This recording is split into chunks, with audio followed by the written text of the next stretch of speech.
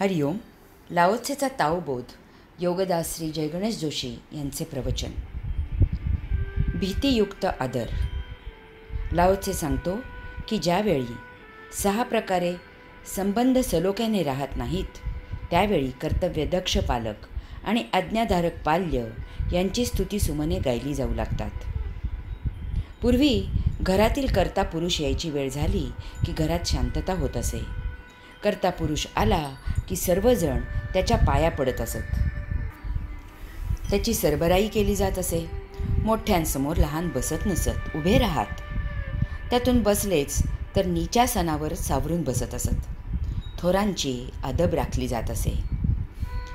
विचार केला तर लहानांना खरोखरच अंतःकरणापासून, मनापासून कर्त्या पुरुषाबद्दल, मोठ्यांबद्दल आदर, प्रेम होते का?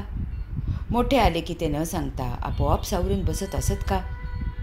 मोठ्यांसमोर न बसणे, सावरून नीच्या सणावर बसणे म्हणजेच आदर किंवा प्रेम व्यक्त करणे असे आहे का? जे असे करत नाहीत त्यांना त्यांच्या ज्येष्ठांबद्दल आदर, प्रेम नसते का? आजच्या जमान्यात लहानांकडून मोठ्यांचा मान पूर्वीसारखा राखला जात नाही. लहानांच्या वागण्यावरून लहान फार बेफिकीर झाले आहेत असे वाटते. नित्यदिनी विज्ञानात इतकी झपाट्याने प्रगती होत असते की त्या प्रगतीपुढे मोठे लोक लहानांना फार म्हणजे फारच मागासलेले वाटतात. चित्रपटातील दृश्यांना तर कायदा करून सक्तीने बंदी घालावी असेच ज्येष्ठांना वाटत असते. तरुणांना त्यात विशेष असे काही वाटत नाही. हॉटेल, विद्यालये, महाविद्यालय येथे तर तरुण आणि तरुणी अशीच जोडी दिसत असते. तसे नसेल तर तो तरुणांना कमीपणा वाटतो. गेल्या वर्षी एका वृद्ध जोडप्याचा लग्नाचा 50वा वाढदिवस होता. त्याबद्दल त्यांच्याच परतवंडाने अकलेचे तारे तोडले. तो 4 चौघात मोठ्यांदा हेल काढत म्हणाला, "पणजोबा पणजी, 50 वर्षे एकत्र, हे काहीतरीच काय?" कपाळावर हात मारायची पाळी तेथील थोरांवर आली. इतरांनी मोठ्यांदा हसून त्याला दादही दिली. काय म्हणाल्याला? पूर्वी लहान थोरांचा आदर ठेवत ते सोपस्कारामुळे की संस्कारांमुळे हा चर्चेचा विषय होऊ शकतो. कर्ता सांगेल तसेच वागावे लागे, नाहीतर सर्वच दृष्टीने असुरक्षितता होती. शिक्षण, जेवण, संरक्षण या बाबतीत प्रश्न निर्माण होण्याचा संभव होता. घरातून हाकलून देण्याची शिक्षा दिली जात होती. काही बोलायची, मत व्यक्त करायची सोय नव्हती. या भीतीमुळे ते मोठे सांगतील तसे वागत होते. त्यांचा मान राखत होते, नमस्कार करत होते, भीतीयुक्त आदर बाळगत होते. मनात नक्की काय होते ते समजायला काहीही मार्ग नाही. अर्थातच याला अपवाद आहेत. सर्वच जण थोरांना वृद्धाश्रमात ठेवतात असे नाही. थोरांना आजार झाला तर जीवाचे रान करून शुश्रूषा करणारे निश्चितच आहेत. परंतु आजच्या काळालाही लागू होणारा विचार लाओत्सेने काही 1000 वर्षापूर्वी केला होता हे निश्चितच दखल घेण्यासारखे आहे. निरोगी कौटुंबिक वातावरण. एका घरात राहायचे म्हणजे भांड्याला भांडे लागायचेच. 2 पिढ्यातील अंतर, विचार, आचार यात तफावत आणणारच. तरीही हे लक्षात घेऊन कुटुंबामध्ये निरोगी वातावरण असायला पाहिजे. त्यासाठी कुटुंबातील प्रत्येक घटकाने काही धरायला आणि काही सोडायची तयारी ठेवावी लागते.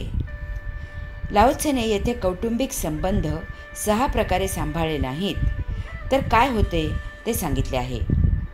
लाओत्सेने त्या 6 प्रकारांची यादी सादर केलेली नाही. माझ्या मते ते 6 प्रकार असे असावेत. 1.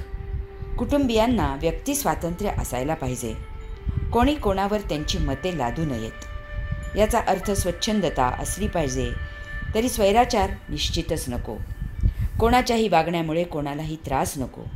परंपरागत सोपस्कार ज्याला जसे पाहिजेत ते त्याने तसे पाळावेत. इतरांना सक्ती नको. आपला आचार ज्याचा त्याने सांभाळावा. त्यात इतरांना सहभागी करण्याचा अट्टहास नको. 2. कौटुंबिक परिस्थिती जशी आहे तसा त्याचा स्वीकार सर्वांनी केला पाहिजे. त्यात कुरबूर नको. सर्वांनी त्यातच मोठ्या समाधानाने राहायला शिकले पाहिजे. याची वाच्यता नको. उंबरठ्याबाहेर तर नक्कीच कधीही चुकूनसुद्धा नको. यात कधीही न्यून निर्माण होऊ नये. आपण एक आहोत ही भावना दृढ व्हायला पाहिजे. तशी ती वर्तणुकीतून जाणवली पाहिजे. 3. कुटुंबियातील ज्येष्ठ श्रेष्ठ यांचा आदर इतर सर्वांकडून राखला जावा. ज्येष्ठ श्रेष्ठ यांनी तो खुबीने राखून घ्यावा. नवीन पिढीचा विचार करता ते ज्ञानाने आधुनिक असणे शक्य नाही हे लक्षात घेऊन नव्यांनी त्यांचा पाण उतारा करू नये. तसेच ज्येष्ठांनी श्रेष्ठांनी नवीनांना दूषणे मुळीच देऊ नयेत. आपला काळ आता जुना झाला याची जाणीव ठेवावी. 4. बाहेरील लोक येतात आणि कुटुंबियांपैकी एकाची बाजू घेऊन काहीतरी बोलतात. अशावेळी कुटुंबातील प्रत्येक व्यक्तीने कुटुंबाची एकी वागण्यामधून बोलण्यामधून दाखवून द्यावी. लोक दुतोंडे असतात. हलक्या कानांना बळी पडू नये. बाहेरील व्यक्तीपेक्षा आपल्या कुटुंबियांवर विश्वास असायला पाहिजे. यासाठी आपले कुटुंबीय सोडून इतर सर्व बाहेरील आहेत असेच जाणावे. 5. हाताची बोटे सारखी नसतात. कुटुंबात कोणी कमी अधिक शिकलेला असतो. कोणी कमी जास्त मिळवत असतो. कोणी रूपाने अधिक उणा असू शकतो. तरीही आपापसात जराही कोणाला न्यूनगंड मत्सर द्वेष ईर्ष्या हेवा वगैरे होऊ नये. सर्वच जण एकाच कुटुंबाचे घटक आहेत हीच भावना हवी. 5 बोटांची मूठ महाताकदवान असते. 5 पांडवांनी 100 कौरवांना पराभूत केले. 6.